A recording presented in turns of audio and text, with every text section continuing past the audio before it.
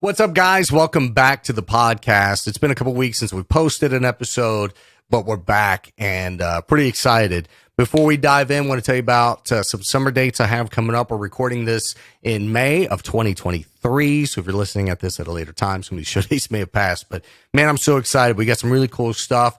I'm going to post up the graphic right here. And, man, it's going to be an amazing, amazing, amazing summer. From the West Virginia Freedom Festival, Emerge Camp, Kid Craddock Morning Show, doing shows with Chris Cagle, Kate Boytak, Maddie and Tate, Joe Nichols, the Charleston Sternwell Regatta, and a whole lot more. Very excited to be a part of these events. So I hope to see you there, and you can check out these dates here. So in this episode, I have a really good friend joining me. She has been a friend of mine for 12 years or more. It's kind of funny. She started as an intern at a radio station I was working at, and then she kind of became my intern. She worked on my show with me, and she has just flourished over the last decade, and she has become the executive director of FestivALL in Charleston for the state of West Virginia, the great Mackenzie Spencer. The Nick Scott Effect. The Nick Scott Effect. Available everywhere podcasts are found. It's not easy. I don't feel the things that I felt anymore. And I won't dare just to hang my head. You know I can't. My hands are tied anymore. Did you? I'm not going to say anything bad. I know we're good. So did you put the lipstick on, get yourself all purdied up, knowing you were coming on camera? This was from this morning. I did a Live on the Levee press conference this morning. I saw. So this was from that. Awesome. I've just been in the office doing stuff since then, and I was like, oh, well, I don't need to do anything. This is great. Well, thank you for coming on. And I, first off, want to say thank you. And secondly, I apologize. I don't know if you're like me in the last week. I know a lot of my friends and family have been experiencing this, but the pollen and my allergies have been brutal. It's the worst. Every single day that I've come into the office, it has taken me like an hour just to get acclimated to being back inside, because it's been awful. A little behind the curtain. I don't even have, usually I wear contacts. I have had my glasses on all day to see, because my eyes, when I put contacts in because of my allergies, it's like, it's so like you can't even see me right now. You're a little fuzzy, but you're there. But I tried to put my contacts in this morning. It was like Satan himself was poking me in the finger. And I was like, we're good. I'm done here. Well, I mean, I think we've known each other long enough that you know what I look like, even if I am blurry right now. So I think it's okay. Well, that's a great point. We've known each other. When were you an intern at VSR? Not to totally age myself, but I had my, I just had my 10-year anniversary from graduating college. So like 11 years ago-ish is when we met. Thank you for making my hip hurt instantly. You started this, not me. So I met you.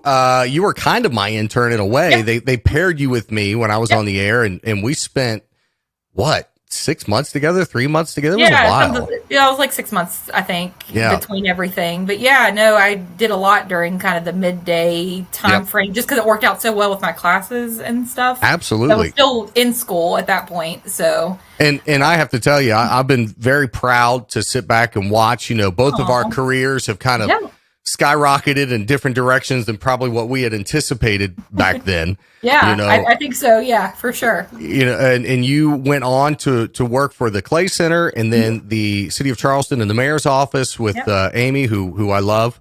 Yeah. And now with her this morning.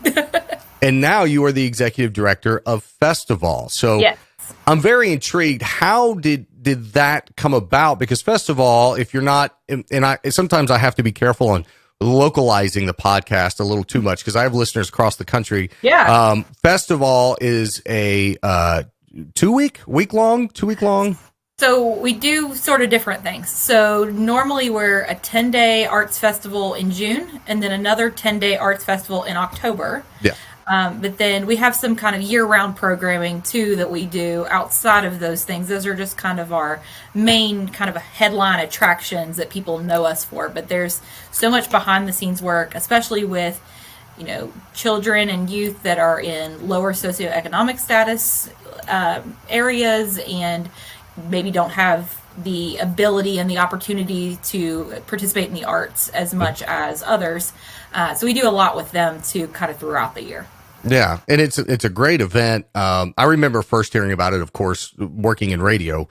And I don't remember who was running it. Wasn't Corey Stout's wife in charge? Yes. So Maria, if you watch this, I am so sorry. Your name just escaped my old man brain. I am so sorry. So yeah, Maria was here. And actually I took the job just over a year ago, like a year and change. Yeah. And so Maria was directly in front of me. So she was here for several years and ran the organization for, I think, three years, before me. So you were with the City of Charleston working for the mayor's office. Did you just come into work one day and they're like, hey, you'd be really good at this? And is that how that kind of came to be? Or? No, I mean, it was Charleston, this whole area is sort of small town feel. And so everybody kind of knows everybody. And so I sort of knew that the job was opening. And so, I mean, I kind of just sat back and thought about it and really thought about my roots, especially with the Clay Center. I mean, I did a lot with music and I did a lot with children's programming and art. And so it sort of felt like a way to still be very prevalent in Charleston, which is a community that I love and that I am passionate about, but also able to explore my creative side a little bit more. So it sort of melded everything that I wanted to do together. And so I just kind of went for it. That's awesome. No, congratulations. And, if I remember correctly, Maria, and I feel bad that her name just totally escaped me. I blame it on the Claritin D. That's what it is. It's the pollen. It's the pollen. Maria, I'm so sorry, sweetheart. I want to say my memory goes back to, maybe if Maria watches this, she could text one of us. I want to say she had me booked to do something a part of the 2020 FestivALL celebrations, but what happened in 2020? So the whole world imploded for a minute there. That went to crap in a handbasket. And I know I've reached out to you in the offer stands. If you ever need my services, holler at me. But FestivALL, it's like you said, it's more towards the arts. As a DJ, I'm more of a music guy. But I think it's pretty cool that what we do with the arts in the city of Charleston, and that I feel like the city of Charleston, in my experience, maybe my opinion is a better way to put it, as I've traveled around the state, seems to be on the leading edge of arts and putting arts out there. I would very much agree with that. I mean, it's unlike anything I've seen in a town of this size. You look at places like Asheville and Charlotte and Columbus and places like that, you'll see that robust music scene. You'll see artists out working on the streets. You'll see all these things, but you don't really see that here. And so that was sort of the impetus behind the creation of FestivALL in the first place, was why do we have to go somewhere else to see these things? Why can't we bring them here? And so Spoleto, which is a festival in Charleston, South Carolina, was sort of one of the inspirations behind FestivALL. And it was, let's bring our local and our regional talent together, because we've got a lot of it, honestly, and that's great, and it's amazing. But let's bring in those national and international things too that maybe you're not going to see other places. And so that's what FestivALL is and strives to be. Bringing in a lot of things that are traditional, a lot of things that happen year to year with some slight modifications and things like that, but always bringing in those other kind of bigger things that maybe you've never seen before. One thing that I'm so glad I took the time to do, working in radio for 20 years now that I've been doing satellite and some syndication, but, in local radio, we only played what was given to us by record labels. Okay. And I can't tell how many times someone would hit me up and say, hey man, I'm a rapper, I'm a singer, I'm a rock band. Can you play our song? And I would always tell them I'd love to, but I can't. Everything is piped in from the record labels, and that's it. And our music playlist comes from a corporate figure, someone who's already pre-selecting this music. And when I got away from local terrestrial radio, meaning like as a local radio personality, and started to venture out into national stuff and satellite stuff, I started to take time to really pay attention to artists and pay attention to musicians. And then during COVID, I picked the guitar back up. I've been very blessed to be a guitarist now for Bible Center Church here in Charleston, which is one of my biggest loves in life right now. It's something I really enjoy doing. All of that populates to this. There are so many talented musicians that I didn't know were out there in West Virginia and in Charleston until I got away from the bubble of local terrestrial radio that is just piped in, pre-programmed pop, top 40, top country music, and really get to meet and hear and listen to the talent that's here that you don't hear on your radio. Yeah, exactly. The only way you're going to find them is on Spotify or on YouTube or on iHeart, the iHeart app, which is kind of like Spotify. Indie artists can go on there as well. And it blew my mind, the talent that we have here. Corduroy Brown is a good friend of mine, Alan. My gosh, he's amazing. They kill it. Amazing. They kill it. EJ, my buddy EJ, EJ, he DJs with a guy by the name of Shalim, who's incredible.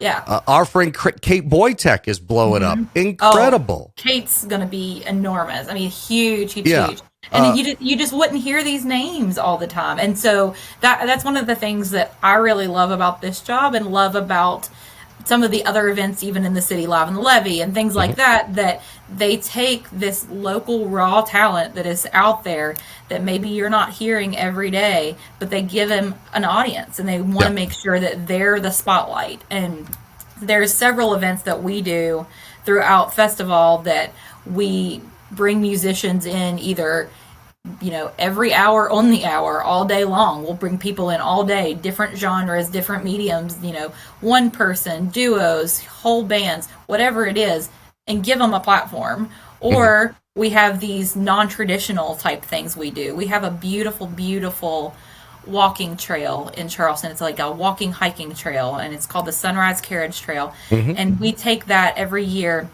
and kind of in the nooks and crannies and corners and little turns, we'll put musicians, we'll put artists, we'll put songwriters, we'll put all these people.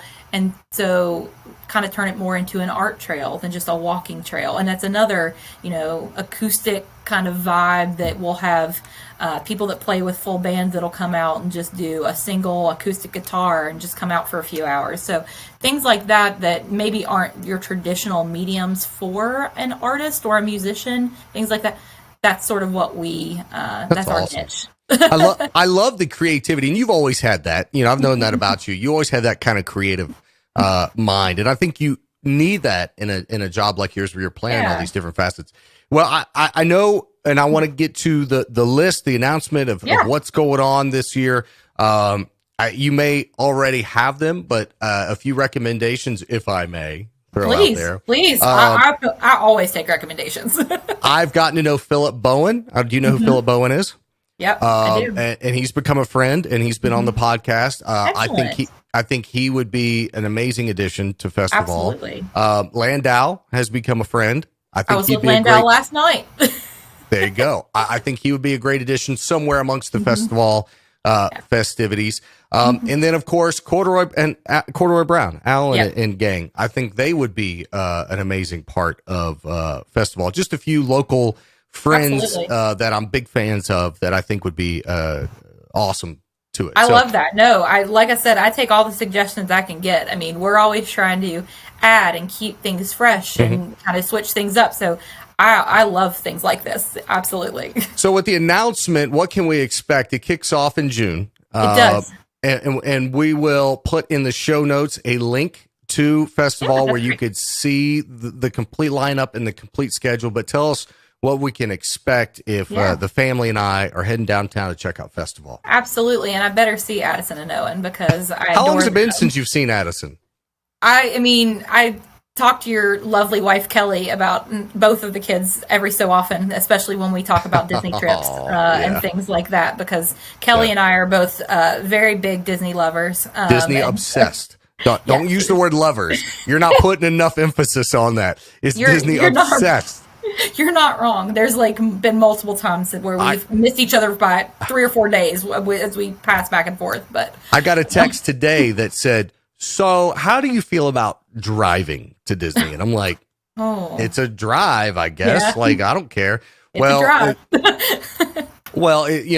The flights are the same in Charleston, or if we drove to Cincinnati or even Columbus, sometimes we can find a cheaper flight there. I love how we got derailed on Disney here, but but what we could do is if we drove down, like I get up 5, 6 in the morning, even on Saturday and Sundays, I just wake up, so it'd be too easy for me to get up, throw one in the car, hey, go back to sleep and hit the road, and we're there, or stop halfway, and have a full day. So anyways, every day, every day I'm getting a text about, how do you feel about this, the food and festival, or the Festival of the Arts, or let's drive down. And I'm like, all right, here's another 10 grand gone. Well, we just got back 3 weeks ago, and we're planning a trip for November, fingers crossed right now. So we'll see.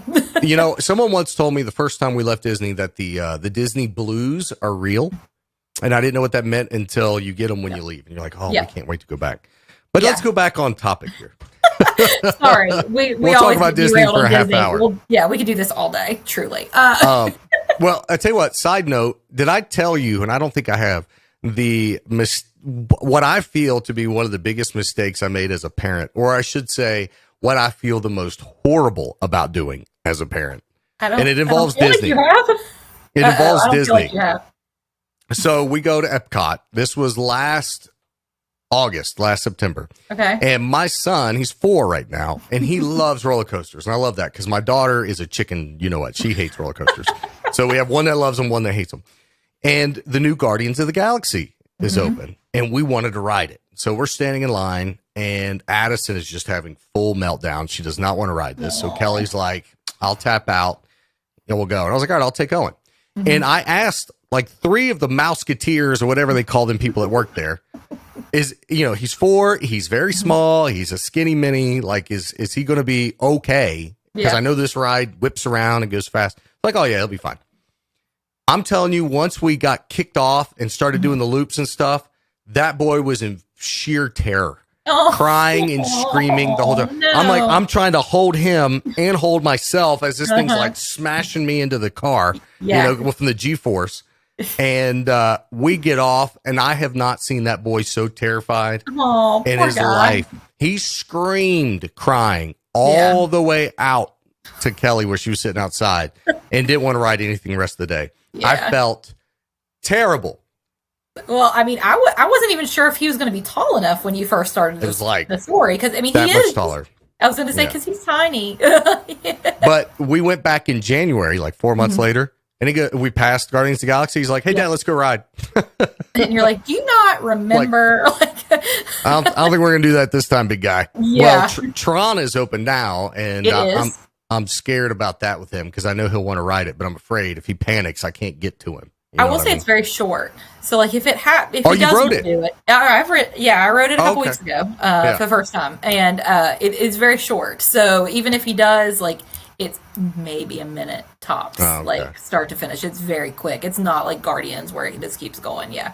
My friend Jay Lopez was telling me he gets a little motion sickness, and he'll wear like a bracelet at Disney. And I thought about getting one too. The only time I get motion sick are like Flight of the Aviator or whatever the Flight of Avatar ride, Flight of Passage. Yeah. Where it's like a video screen, a video game, and you're moving with wind hitting you. That's the only time I get a little. Now with Tron, you are in like sort of a similar seat.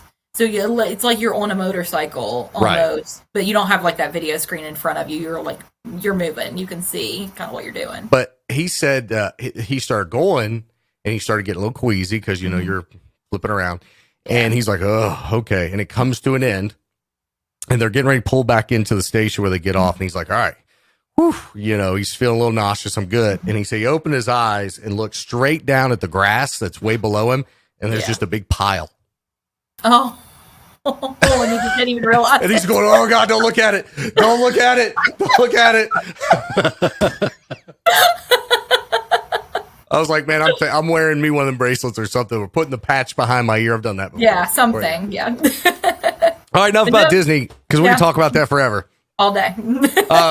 So give us the breakdown of FestivALL because this is such a key event in Charleston. I believe a key event in the state of West Virginia, and it draws in tourists as well. So I think it's very important to get the lineup and the schedule out so people can plan to come visit us. Absolutely. So our dates for this year are June 9th through the 18th. And so it's a Friday to the next Sunday.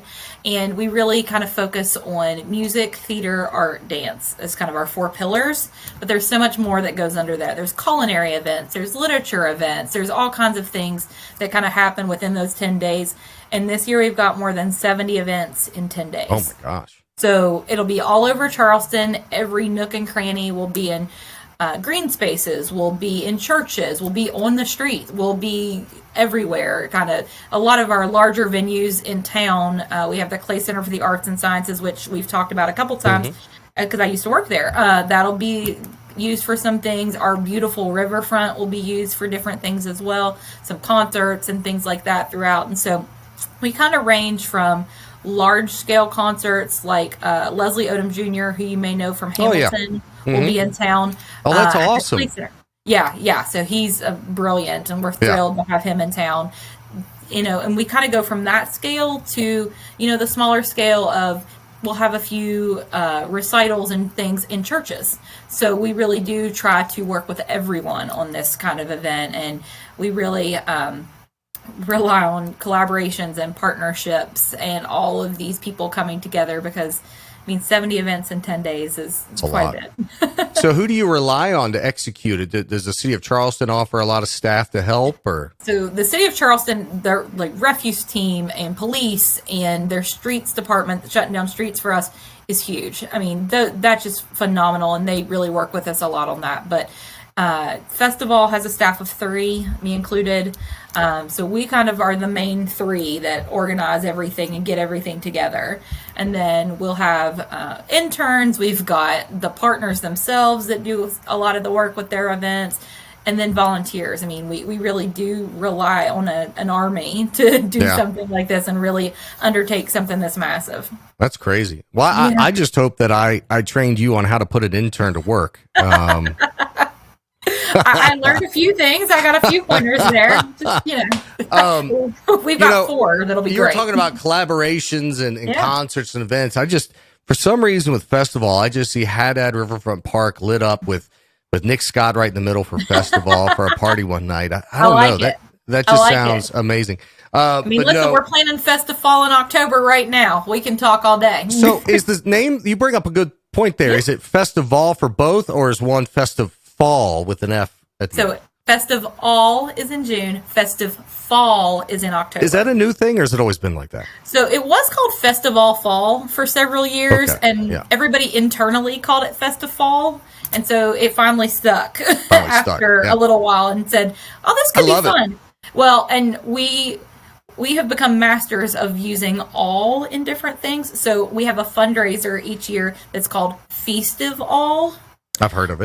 That is a more culinary event for us. We're actually doing a collaboration with our minor league, our Atlantic League baseball team, the Charleston Dirty Birds, this summer, and it's called FestivALL. So we stretch that as far as we can. I'm sitting here trying to think of the different words that have all in them that you could go with. You could do festive call during turkey season, like you're calling turkeys. True. That's true. That'll be $5,000, Mackenzie Spencer. I will invoice you for my creative juices. Exactly. Just send it over. FestivALL, I like that. You could even do that in like March, spring, or even the winter time with football if you wanted to. Or we could do it with a fundraiser, like a gala type ball. There's a lot of ways that could go. Yeah. So what are some? You mentioned the gentleman from Hamilton, which is one of my favorite musicals, and I'm not a musical guy. For me to say I love that is a little something, because if you turn a musical on within 10 minutes, I'm but I loved Hamilton. So what other acts or artists or just exhibitors that we could see throughout the event? Yeah, so like I said, the amount of things that are happening kind of is running wild at this point. On the theater side of things, the Charleston Light Opera Guild, which, is hugely talented, and they always bring an amazing show, is going to be doing Little Shop of Horrors. throughout. And they're doing 6 shows of Little Shop of Horrors, so we're really excited about that. And then kind of on the dance side, we have brought in a dancer who actually grew up in Morgantown, West Virginia, but has moved to New York and now is with Dance Theater of Harlem. And so she's going to be coming down with a few folks, and that's actually going to be in conjunction with our Charleston Ballet and a few of our dance studios that are here in town. So we'll be showcasing, again, national, but also local, bringing in as many local folks as we can. And then as far as art, we have a huge art fair that we hold right on the street in Charleston. That'll be 2 days long. We've got almost 70 exhibitors for that. And during that, every hour on the hour, we have a children's stage, and we also have sort of a main stage. Oh, that's cool. And so we've got local talent that'll be on that main stage all day for 2 days straight. We've got Hot Jazz of Charleston. We've got Friendly Fire, Golden, Spencer Elliott's trio that he's got. We've got several folks there. And then on the children's side, we try to mix it up a little bit. So we've got a stilt walker and a juggler, and we've got a majorette team that will be twirling, but we've also got some music there as well. So, but it's children's music.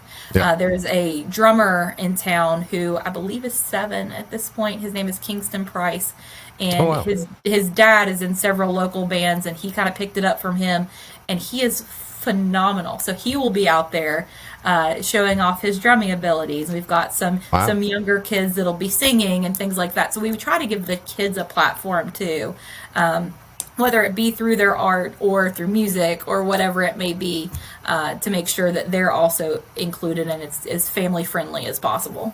That's super dope, man. That's awesome. Yeah. And it's good that you guys do that for families. I never realized as a young guy, before I had kids, you'd hear about these family things going on. Let me grab a drink real quick. I'm telling you, you're good. My allergies. I took a Claritin D this morning, and I'm about to go upstairs and take something that is not going to knock me out. If I take a Benadryl right now, I'm going to sleep. Yeah. But anyways, I never knew how important it was to have children's stuff for families because, now that I've got Owen will be 5 next week.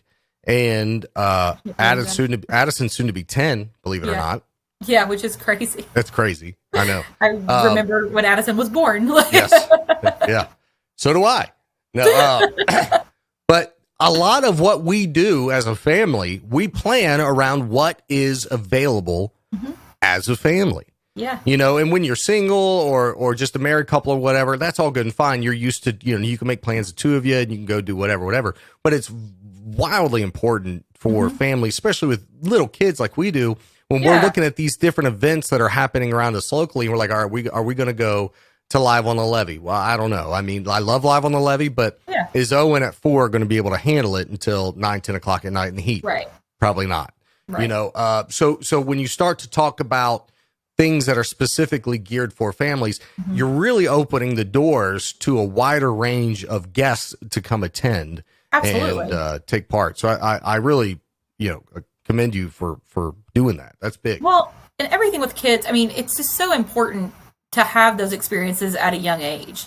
Sure. I mean, being able to not only just provide those opportunities, but, potentially inspire children who may not be able to go see a play all the time or be able to have one-on-one instruction with art when they are passionate about that really does make the difference sometimes. And being able to provide that and say, hey, it's free, come on out, we want to be accessible to everybody, just try some things out and see what you like. Yeah, absolutely. Because sometimes there's just not that opportunity. Sometimes there's not, but I think you guys with 70 events in the kids stage, the arts, the singing, the jazz, the still walkers, the plays, the recitals, the Little Shop of Horrors. Little Shop of Horrors is the plant eater. It says feed me, right? Okay. Yeah. I love that as a kid. But what I think you've really done is you've covered your bases. Someone like myself, I go back to just my DJ stuff. When I'm putting a set together, it all depends on my audience. Who am I playing to? I'm not going to play a set to a country show or a festival or a club the same I'm going to play to a wedding, because you got to play to your audience. And I think you are covering all your bases perfectly, because you're giving something for everybody. And tell me if I'm wrong, the putt-putt golf course around town, that's FestivALL? It's coming back. Yeah, absolutely. So, yeah, we take, and the Charleston Area Alliance has done this for several years. They work with businesses throughout our community to kind of sponsor a hole, and they can decorate it however they want. They've got the putters and the golf balls and everything in several of the local shops. And so you just jump in, grab one, go out on the street and start playing putt-putt. And so that goes all over our downtown. And so, yeah, they're doing that again this year, and we're super excited to help host that. Yeah. That's incredible. That's awesome. You know, Addison and I, there's a picture of Addison and I playing that like 20, gosh, had to be like 2015, 2016. She was like, maybe 2016. She was like 3. And it was a picture that I didn't realize there was a reporter for the Gazette Mail taking pictures. And I saw him over there, I saw him over there and I thought, well, you know, it's just a guy, whatever. It's downtown. There's always people walking around.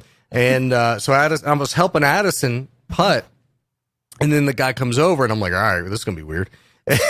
And he goes, I'm with the Charleston Gazette Mail. Could I have your information? Can I use a picture of you and your daughter? And I was like, oh, absolutely. And it was in the mail, the Gazette Mail. And I kept that picture. So that little putt-putt thing is very special to me because I have a memory of doing that with my daughter. Well, now you got to recreate that with Owen. Oh, my gosh. He'd take it like a driver and hit some cars. It wouldn't be the first time, I'm sure. Well, I know you have meetings, and we've been on here for about a half an hour, and I told you we would keep this episode a little short and sweet, just talk about FestivALL. I'm good whenever you want to do stuff. The stuff coming up. Oh, well, that's fine. I just knew you had, I know you're misimportant these days. So this episode of the podcast is sponsored by the Appalachian Outpost. They're located in Liburn, West Virginia. If you're familiar with where Logan, West Virginia is, it's knocking on the doorstep right there. And we're talking about, for a third year in a row, the Summer Shindig. This year, happy to announce, country superstar Joe Nichols is going to be performing live at the Summer Shindig July 22nd at the Appalachian Outpost in Liburn, West Virginia. Now, the cool thing about this is it's an absolutely free concert, so bring your family, bring your friends, bring your coolers, bring your lawn chairs, whatever. Drive down and make sure to hang out to see Joe Nichols live. We also got my friend Kate Boytek, who's a friend of the podcast. She's going to be performing, and for a third year, yours truly. So I'll be opening the show, creating some party vibes in between Kate and Joe when they play. So it's going to be a lot of fun. You can grab more details at AppalachianOutpost.com for the Summer Shindig with Kate Boytek, yours truly, and country superstar Joe Nichols. So I got a personal question. Yeah. And you could tell me it's none of my business and you don't want to let the cat out of the bag. Okay. And that's perfectly fine. Okay. But I know through a lot of mutual friends in the industry and a lot of mutual friends in the area that there have been some maybe higher level vacancies come open at the Clay Center. Okay. Is that anything maybe you've ever considered one day maybe going back to the Clay Center and maybe a different type of managerial role? And I know you love what you do at FestivALL, but the reason that question comes to mind is because you were so good at that. You're very, very good at this, and I could see you using both experiences in both of your travels and through both, using that to a higher maybe degree. Does that make sense? Well, it does. I appreciate the fact that you said that I was good at both. I appreciate that quite a bit. I mean, I really enjoy what I'm doing. I really enjoy being able to work with so many community partners, being able to, put something on that's, one thing about FestivALL, it's very instantly gratifying. As soon as it starts, you see the look on people's faces when they come to an event and they're like, wow, I can't believe that this is, what this is, or I can't believe I made this. And I mean, a lot of the times that's me because I'm not a self-professed artist, but I just really enjoy that hands-on piece with the community. That's awesome. Being so in the community. So I think I'm happy where I am at the moment. I'll never say never to, things, but I feel really blessed to be where I am. What you just showed me is that you have a career ahead of you in politics, because that was the most politically correct answer. I will say probably never to that. if that gives you any. Believe it or not, back in 2015, I was still in radio. I was approached. I won't say by who or what group. They were like, would you ever consider running for, and it was a House of Delegate seat. And they were like, you with your name recognition and blah, blah, blah, you would be a shoo-in. And I went, no. Well, I mean, listen, I won't say that I've never heard rumors about me potentially doing that at some point, but I've stopped. No, I think it'd be good. You'd be good at it. I think I've stopped them all dead in their tracks. I think I would be better served helping the community through this platform. This podcast is gotten stupid. I still don't quite understand it. It was just a silly thing I did down here and some unused space in my house, and next thing I know, I'm getting 25,000 downloads on an episode a week, and I'm like, what in the world is happening right now? But honestly, I think a lot of that, goes back to our time during COVID when we were all very separated from each other. We really didn't have any interaction. And I do think a lot of people turn to podcasts and things like that to feel connected to people. I mean, even if you're not having that one-on-one conversation with somebody yourself, you're hearing two people have just a normal conversation and really understanding like normal things that people deal with every day. And I think that really resonated with people. And I think a lot of people picked up that habit then, and it's kind of kept going. It's continued, and this came from COVID, excuse me. I when COVID hit, and I've talked about this on the podcast before. I won't go into all the details like I have in the past, because there was a time on the podcast where I was very resentful of COVID. Because it hurt the bank account. I mean, I lost a great deal of money because I lost a lot of bookings and a lot of events. But I remember sitting here at the house, and the lockdowns happened in March, if I'm not mistaken. Yes. And this was July, so it had been months of me just twiddling my thumbs. I did some live streaming for DJ stuff, and Facebook and Instagram kept shutting me down because I was playing copywritten music. So I was like, well, what can I do? And I had a lot of this equipment. Now I've since upgraded a lot as well, but I had a lot.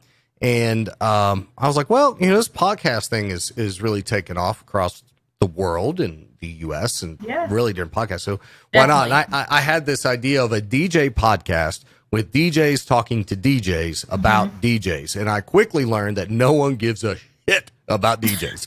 So, because no one listened to them. And I had some of the biggest DJs in America. I had DJ Seraphin on, amongst many others. And so anyways, it went on about a 1.5-year hiatus. And I forget where I was just this past July in 2022. I was somewhere, and I can't remember where I was. And someone said, hey, man, whatever happened to that podcast of yours? And I was like, oh, you're the one listener. Thank you. And did you invite him to come on? Yeah, I was like, since you're the one listening, do you want to come talk? And I said, man, I wonder if I could do that again. And I was like, my biggest podcast inspiration is Joe Rogan.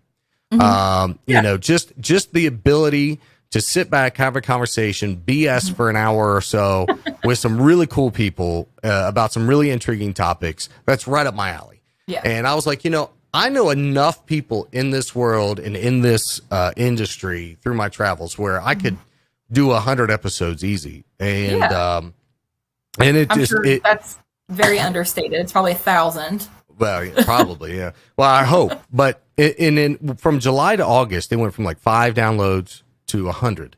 And then from August to September, it went from 100 to 2,000.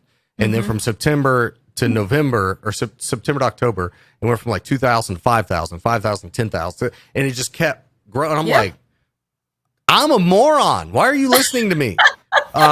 And then people started asking about advertising. So this is still just wild to me. Yeah. I'm very grateful. It's awesome. I'm very grateful. And one thing I love about it is it gives me the ability to connect on a platform I feel a lot of media outlets are missing.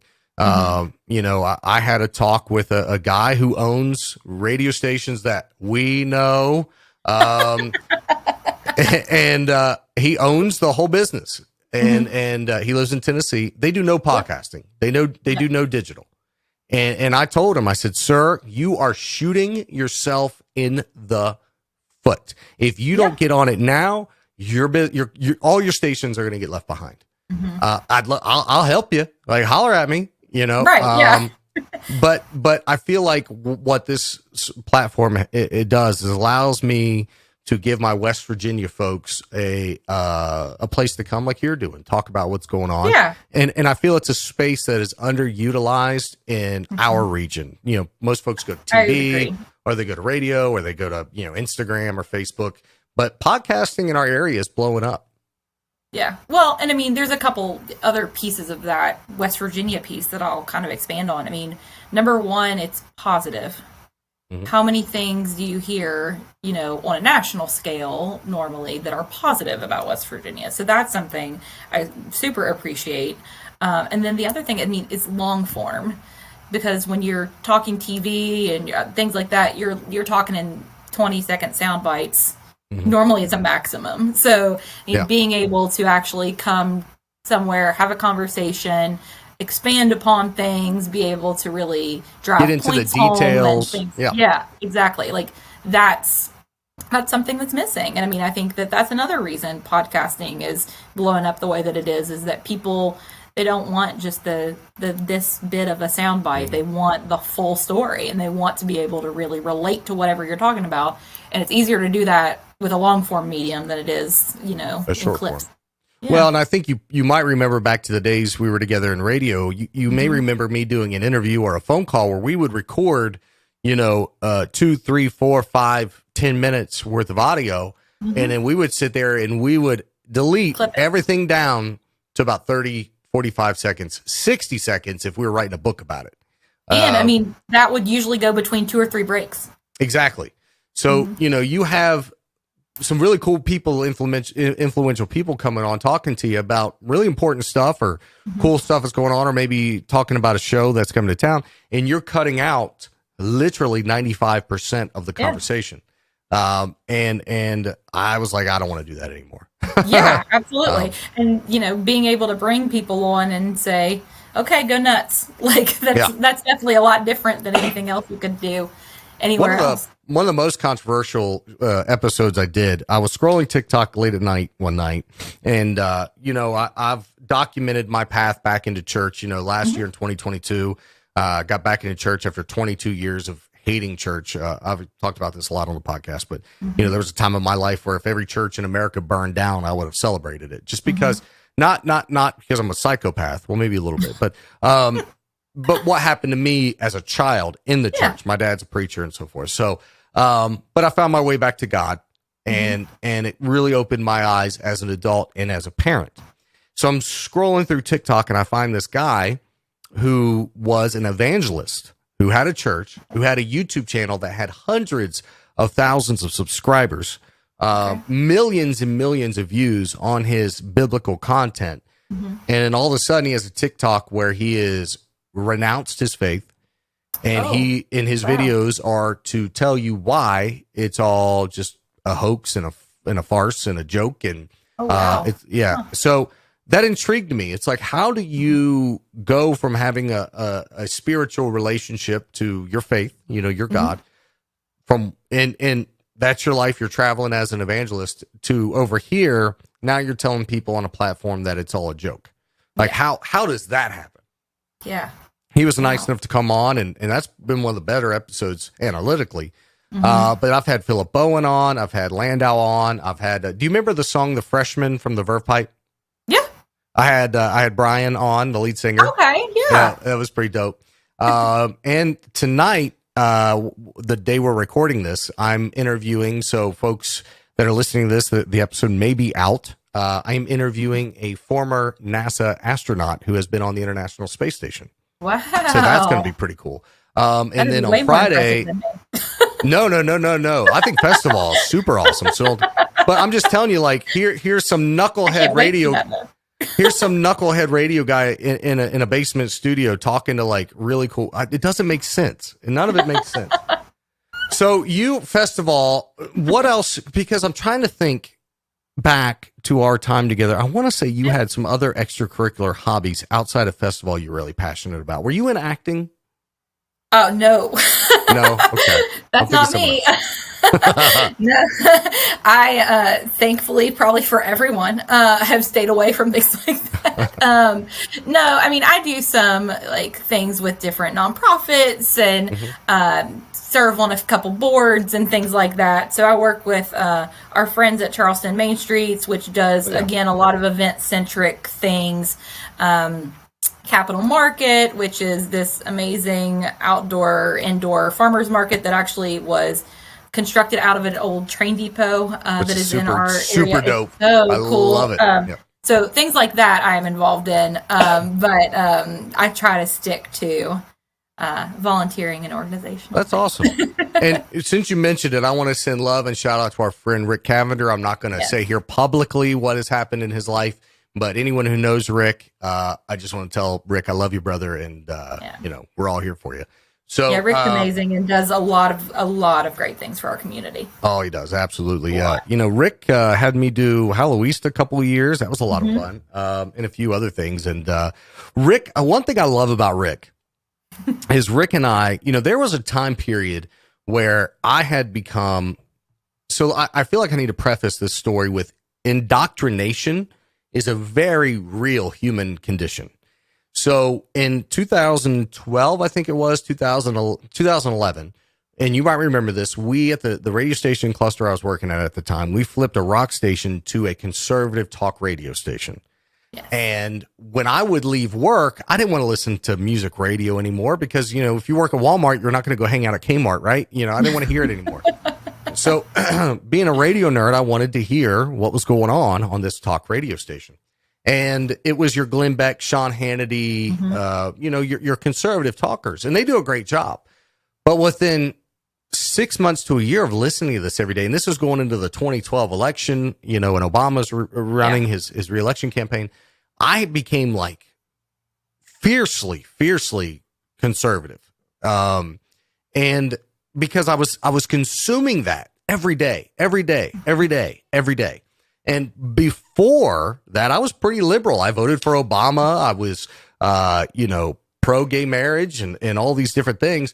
But, and I held those values all the way up until I started listening to this radio station every day. And it started making me in these conservative talkers. And I started thinking like, well, is that the right way to think this? Or am I understanding this geopolitical thing over here the right way? And Rick and I used to kind of butt heads. And, since 2016, well, really 2015, I've kind of given all that up. I'm more libertarian these days. I'm in the middle. These crazies are over here and these crazies are over here. And I'm like, y'all keep your crazy over there. But Rick and I used to be able, and we still do on times. It's really mainly during election seasons, but Rick is proudly Democratic voter. I'm very libertarian. I maybe lean more to the right on things like, gun ownership and things of that nature. But we've had the ability to politically just kind of have, back and forth, but we're still buddies. We're still boys. We're still friends. And the reason I tell that story is to emphasize the point that I believe is what's wrong with our society is at some point we've lost the ability to be friends with one another and care about one another because of our political ideology. And to me, differences, to me, that is going to be the end of us if we don't turn face and just say, hey, just because I don't agree with you doesn't mean I can't be friends with you, and doesn't mean I can't be, have a personal relationship with you. Does that make sense? It's okay. It's good to agree to disagree sometimes. And I do think that there's definitely a lot of folks that have forgotten that. And so, just the more we can all be a community and be a society, honestly, that just cares for people more than cares for ideology is absolutely the best way to be. I heard this once and it perfectly describes my political stance. I told this to Brian from the Verve Pipe and he lost his mind. He loved it. I said, I can sum up my entire political views in one short sentence. I want to see my gay friends get married, smoking pot with their machine guns. Okay. There you go. That tells you everything you need to know about old Nick Scott. So, but Well, I've had you on here for almost an hour, and I think it's almost time for me to go drink a bottle of Benadryl. Yeah, I was going to say, feel better for sure. I feel fine. It's just all right in here, Yeah. and my eyes itch and everything. But in the show notes, I want to place everything about you and what you do, and FestivALL as well. So tell the folks where we could find you, or we can find FestivALL, where we can find the lineup, all the details. Absolutely. So FestivALLCharleston.com, and that's with 2 L's. That's kind of, instead of festival, it's FestivALL. It's so hip and cool. Right. So FestivALLCharleston.com, you'll be able to find the full lineup of everything. You'll be able to find information about our programming, information about us as a nonprofit, and all of those things. We're on Facebook, Twitter, Instagram, all of those places, and you could be able to find things. I mean, obviously, art is a very visual medium, so we do a lot with Instagram and things like that. So you can definitely follow us on any of those platforms. And if you're in Charleston, West Virginia, come see us. Yeah, that'd be awesome. And and you do a lot of good work there. And if there is I'm trying to think how to preface the question. If there's an artist, whether it be a visual artist, a painter, whatever, a musician, someone, how would they get in contact with you to possibly pitch them to be a part of the show? Absolutely. So on our FestivALLCharleston.com website, we've got applications for artists, for musicians, for entertainers, all of those things. Those all go directly to me. And so we work throughout the year to kind of go through those and see if we can place people in different places, so that way we can try to highlight as many people as humanly possible. Or just email me directly, director@FestivALLCharleston.com. Director. My intern using director. By the way, how fun, and I might have to pull the picture up and edit it in here. How fun was Carnival this last year? We took a picture together. Okay, good. I thought you were going to say like one from 11 years ago, and I was going to say, oh gosh, that's probably embarrassing. If there's... I don't remember any of that. Do you have any good stories? Do you have any good stories from 11 years ago? Yeah, I mean, I have good stories from 11 years ago. With me? Yes, with you. I don't have pictures. I was like, that's why I thought you had pictures, and I was like, oh gosh, they're probably embarrassing. Give me a story, because I'm drawing a blank. Well, I mean, there are several. I mean, oh god, the one that comes to mind first. I feel like you were there. I feel like it. I hope not. There was a premiere. We used to back when movie theaters were like the hip thing, kids. We used to do midnight premieres of movies. Oh yeah. And they would come out, and we would go and we would set up, and we would be there until like 3:00 in the morning, because we'd have to be there like so far ahead of the movie and still be there after the movie ended. So we would be there, and I remember it was the first Avengers movies, like the very first Avengers movie. We did a midnight premiere, and whatever the movie theater that we did it at gave us our own theater. There was only like 5 of us. Oh yeah, I do remember that. But we went like the day before, like everybody else saw it. So we like were one of the first people like ever to see the Avengers. And if I remember correctly, he had to use like a special unlock access code to allow us to watch it early. To even let us watch it that early. Yeah. It was crazy. That was dope. It was also like the largest theater they had. So, and for some reason we all sat like in a row. So like we were all like there just in the middle of this huge movie theater. Like, we're looking around, there's nobody else. It's like, guys, spread out, give me some room. Right. And it was just us and like a couple movie theater employees. Yeah. And we were the first ones to see it, which was I do remember crazy. That. Yeah. And then there was a shooting or something that happened in Texas, and that was the end of the midnight premiere. Yeah. All the movie theaters across the country said, "Yeah, we're not going to do that anymore." Yeah, and that was Batman. Yeah. I was going to say, and that was Batman, and we did a midnight premiere too for that. And sorry to everybody in Batman, but I fell asleep 10 minutes into it. How dare you? I woke up like 20 minutes later and I watched the rest of it. But whatever it was, we'd been at a fair or county fair or something the night before, and I was wiped. Well, there was a movie we took the kids to see right as COVID restrictions were letting out. It was a kids movie.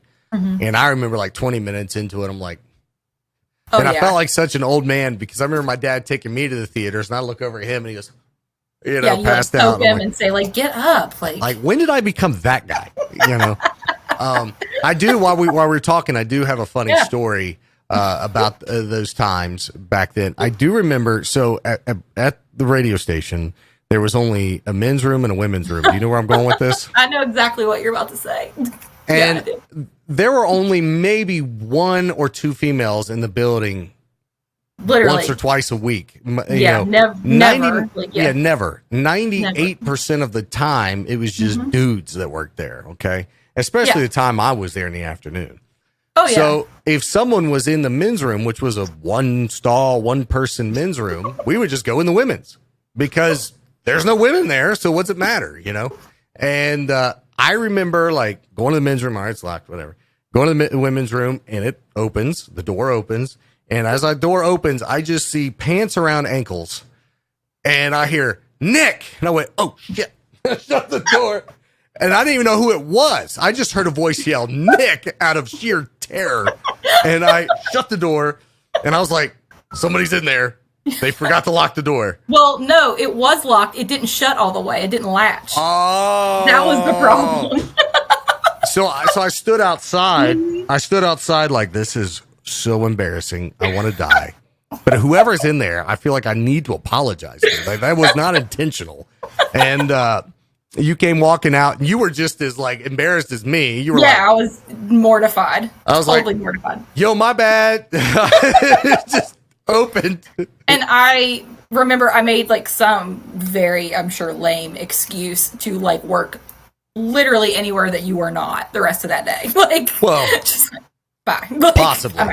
But just so you know, I never saw anything. There was no offensive aromas coming from the restroom. I had forgotten all about that until you said that word, and then it was just like there. Like, and I was like, that's the only story I have. That's all I got. Well, hon, thank you so much for doing this. And let me, what was the dates again for June 9th through the 18th? June 9th through the 18th. So it looks like, it looks like I'm free the 13th, the 15th, the 16th. You know, we can do whatever you want to do. You know what I'm saying? You know what I'm saying? Yeah, right. What's that? Make sure I see Addison and Owen. I better see them. For sure. And when FestivALL starts ramping up, holler at me. I want you back on to do this again to talk about FestivALL. Awesome. Yeah, that'd be great. I'd love it. Yeah. Once you get the lineup and all that fun stuff. Oh yeah, we're in very early stages on that one at this point. Yeah. All right. Don't forget to lock the bathroom door. Will do.